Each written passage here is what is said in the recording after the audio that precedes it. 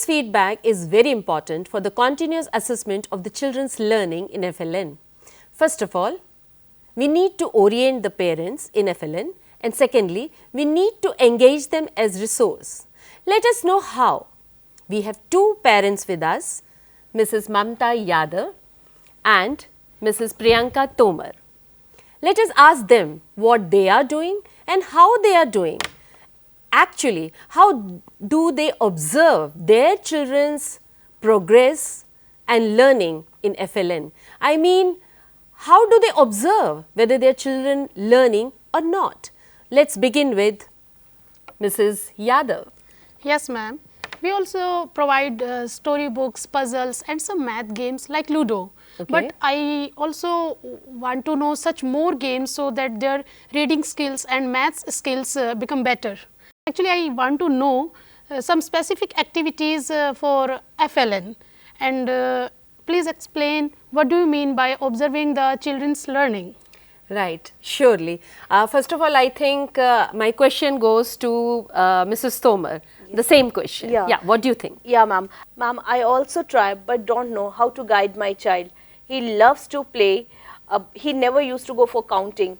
So, ma'am, please let me know how to do, what kind of activities I can do at home.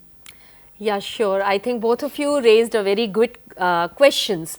I think first of all, I would just want to convey that do not pressurize your children, by giving lot of activity. Make and provide such activities that the children enjoy and do not bore them. For example, try to involve your children in making DIY toys. I hope you are aware of DIY toys. DIY toys is do-it-yourself toys. Yes. So, when you create such toys using waste materials or low-cost materials that you can easily get at your home, like for example, cutting the pictures from the magazines and making them as puzzles.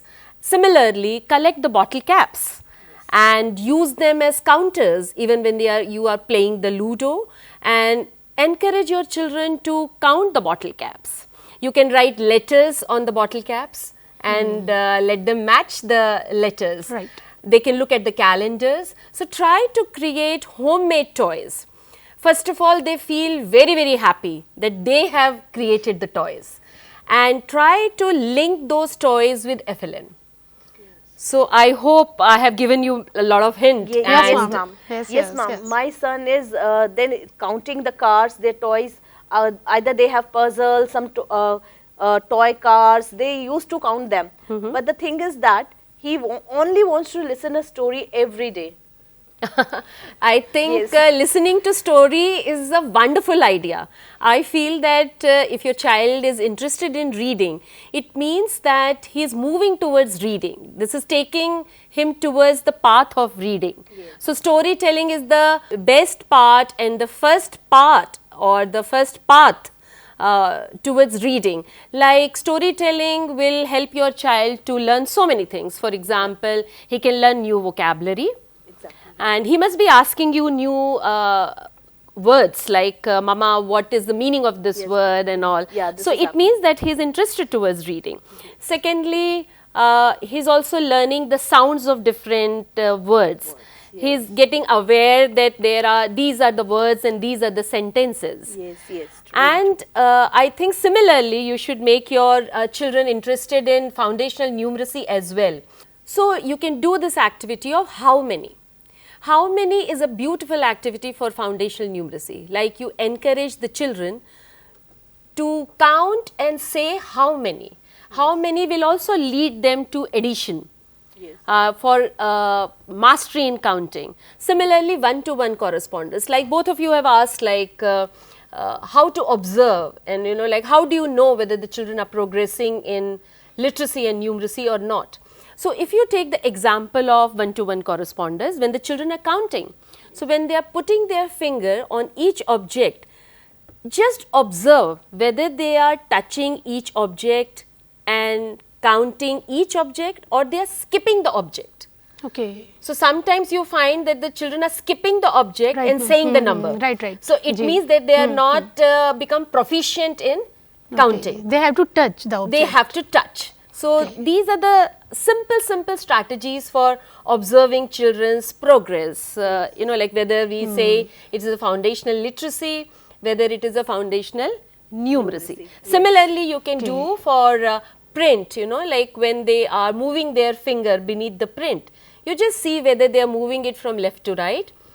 Can they identify which is a word? Like you can ask, show me a word rat, show me a word cat. So, can they identify that word, the words here. right? Yes, So, ma'am. they can understand that what are letters, what are words and what are Alphabet. sentences. Okay. Do you still have any questions? Yes, ma'am. I also sometimes tell my daughter bedtime stories, and I observe that she gets attracted towards reading. And I have seen she learn new vocabulary, new words. Sometimes I also get surprised. Yeah, I think both of you are doing wonderful activities and you should continue doing such activity, because bedtime story, I think this is a must activity which all the parents should do at home, because bedtime stories make the children calm and soothe. And you already said that they are learning new vocabulary, Yes. they learn the sounds of the words, they learn the sound of the letters and they get exposed to print. Yeah, they add vocabulary. So, all the best to both of you, and I think parents should continue do all such foundational literacy and numeracy activities at home, and also keep a good watch how their children are progressing in foundational literacy and numeracy.